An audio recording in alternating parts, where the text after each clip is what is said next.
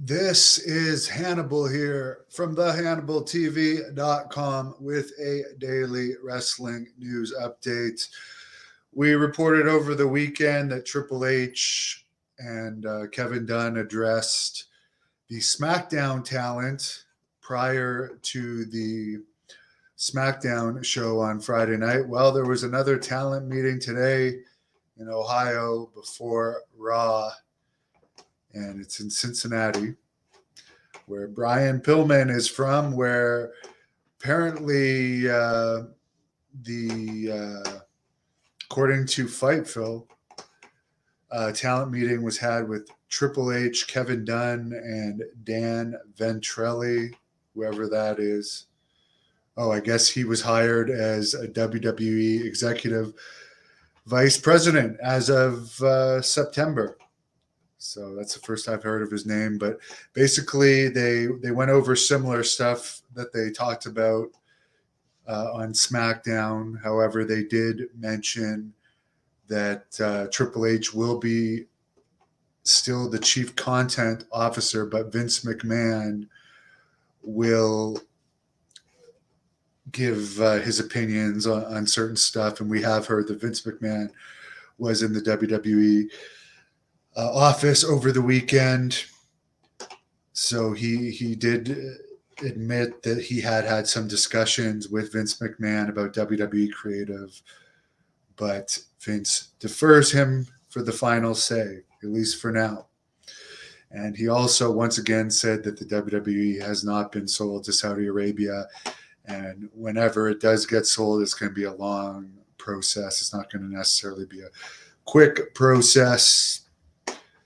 And yeah, it was initially announced that Vince was just going to be doing the sale, but he is already back around the office doing other stuff as well, according to reports.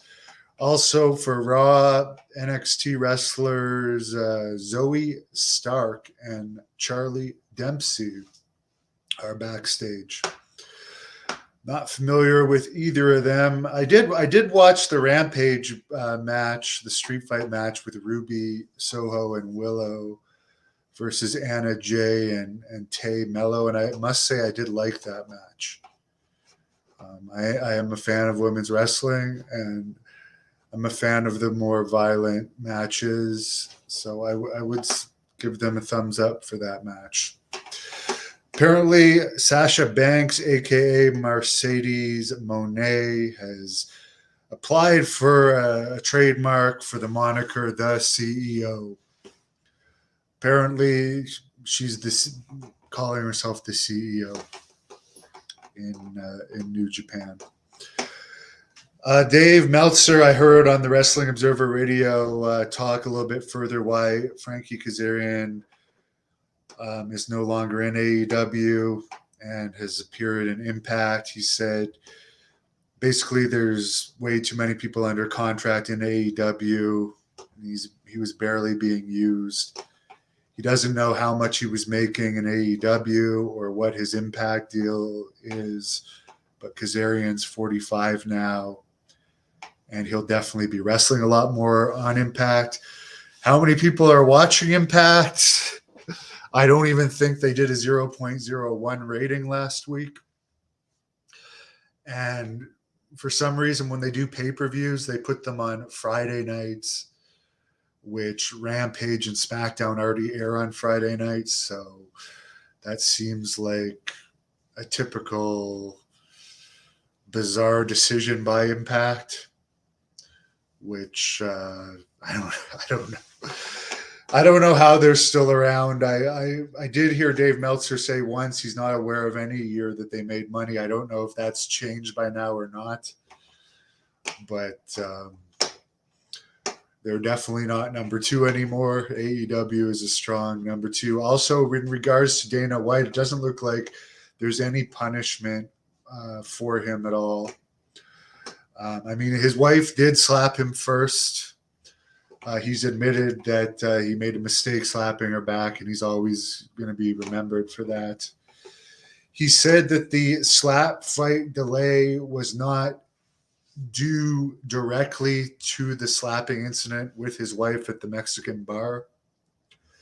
because I guess he was supposed to do publicity for the week leading into the slap fight, which is going to start this week, this slap fighting stuff on TBS, which I guess is going to air after one of the AEW shows. But I guess he is doing the publicity for it this week. He was just too distracted last week with everything that was going on. So he's still doing the publicity for the slap fighting stuff this week. And that show is going to debut this week. Also heard Dave Meltzer talking further about Dana White burying Francis Ngannou after the UFC pay-per-view on Saturday night, which I did see, or I don't even know if it was a pay-per-view or not. I think it may have just been a fight night. But they did have a post-fight press conference where Dana said that it was going to be Cyril Gang, or however you say his name, versus John Jones in March, rather than Francis Ngannou, which people wanted to see. But Dana White said that Francis was offered more money than any heavyweight in UFC history, which Brock Lesnar was $8 million. So the rumor is he was offered $10 million but turned it down. So one of the questions is, how much is John Jones making for that fight? And he did sign an 8-fight contract, so it's got to be a pretty huge contract. But at the same time, I heard Meltzer say Francis Ngannou isn't really a big draw. He would have drawn against John Jones, but if he did truly turn down $10 million, unless he gets that boxing fight versus Tyson Fury, who else could he fight and where else where he would make $10 million? And by the way, Ngannou and Jones are both 35. But yeah, it's interesting that Ngannou turned down that much money. Jason, I'm doing great today. I was actually going through my storage stuff, which I've been clearing out my storage for about the past 2 or 3 months now.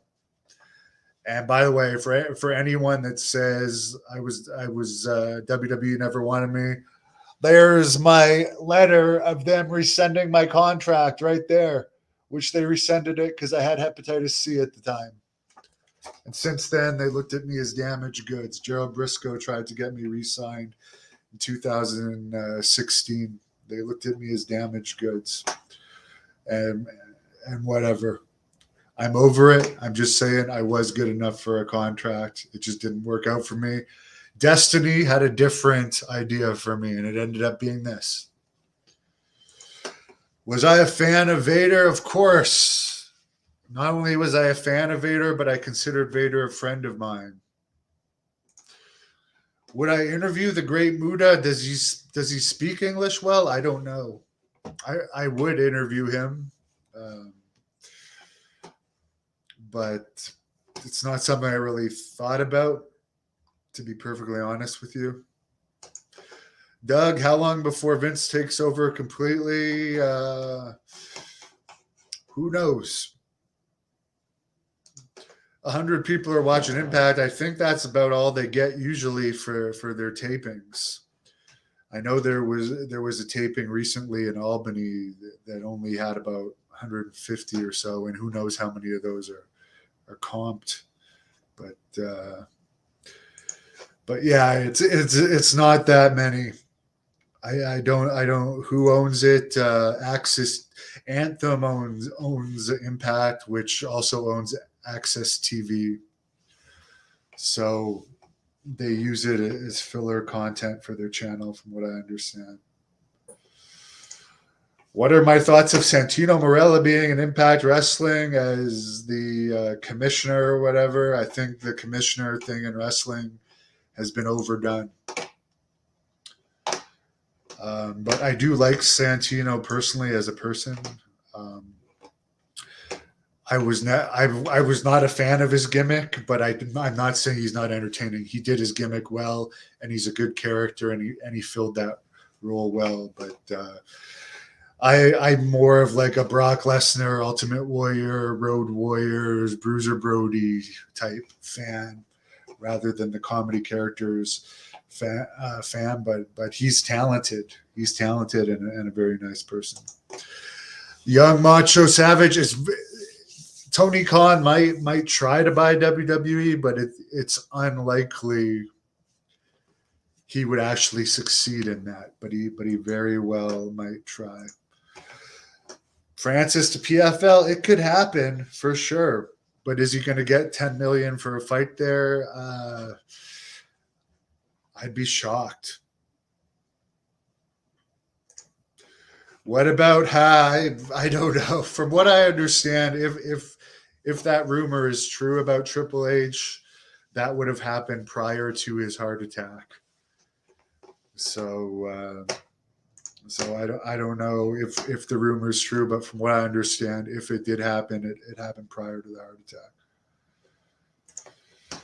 How do I feel about major promotions focusing on merch rather than product quality? I don't know. As I said, I like the girls tag team match that I saw on the AEW's YouTube channel. I thought that was good.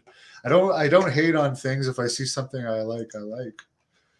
I haven't been able to watch the full highlights of WWE for a while. I did watch the full highlights of SmackDown on Friday.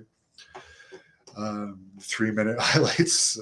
I like the Karrion Kross segment with Rey Mysterio. Am I going to be wrestling anytime soon? No, I'm done wrestling. Unless somebody makes me a massive offer, I can't refuse. But I really have no interest in it. I like doing this, but there is going to be a Great North Wrestling event that the Hannibal TV is going to record coming this spring. That Jack Kilby, the executive vice president of Great North Wrestling, as well as the president of Great North Wrestling, we're having an arena meeting in Ottawa regarding that last week. So I even understand there's a chance there might be an AEW name or two on that. That's not confirmed or not, but that would be pretty cool if that happened. I know it's still in the early stages of planning. But speaking of Jack Kilby, he will be interviewing on the Great North Wrestling podcast tomorrow night, the Bushwhackers at 6 p.m. He was supposed to interview Tony Jones from Beyond the Mat last night, but Tony Jones apparently no-showed it and didn't message him or respond to any reason why. So I guess he's scratched off the list. But if anyone wants to see an interview with Tony Jones, I've done 2 interviews with him on here. What's the best movie that I've seen in a theater? Well, I did enjoy the Beyond the Mat one in the theater when it first came out, because it was like the very first, that was before YouTube and everything. So it was like the first behind the scenes glimpse we got of wrestling. Yeah, I don't know what's up with Tony Jones. I like the guy, but I find it strange that he would just not do an interview and not tell the guy he wasn't going to do it, and then not respond to why he didn't. My father was Italian. I'm adopted. My natural father was Italian, so I am part Italian by birth. However, I never met that father. Crying, yeah, Beyond the Mat was a good film, and I did actually do a review of it. I rewatched it and did a review of it, and I particularly liked the DVD version of it where Jesse Ventura, I think it was Jesse Ventura and Mick Foley, did like a commentary on it. I particularly liked that, but yeah. Someone says Canada wrestling is dead. I agree that the Canada wrestling, there's not much going on as far as Canadian wrestling. There's still some cities that draw well for wrestling in Canada, especially since the pandemic. But the main people that watch my channel are, when you see me use the background of the flags, it's the United States, India. Then a distant third is the UK, and a distant fourth to that is Canada. So that's why I definitely love the United States of America and appreciate your support.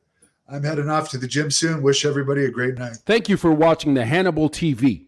Please like this video if you enjoyed it, and click the subscribe button to not miss any of our latest shoot interviews, match videos,